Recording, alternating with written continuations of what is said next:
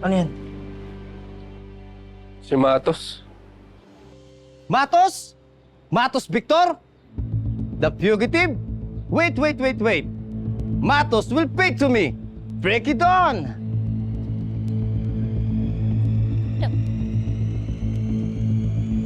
Ano ba sabi?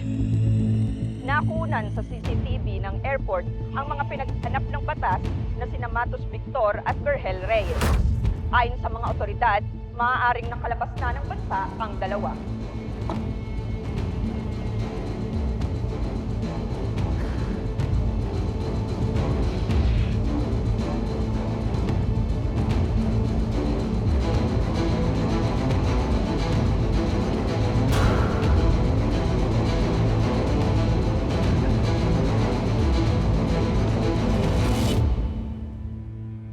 Bobo talagang dumiskarte itong anak mo eh.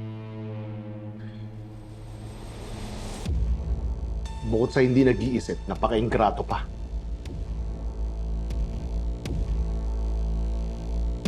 Mahinang dumiskarte. Nagpahuli pa sa camera.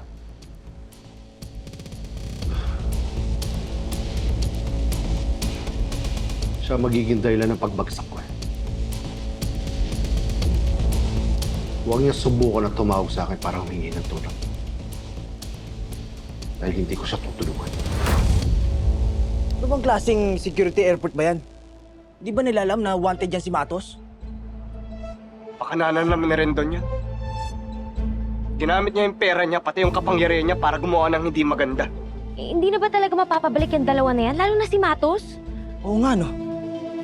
Tol, kung kakaalis lang niya, baka naman pwede natin mapigilan kung saan ba siya nagpunta.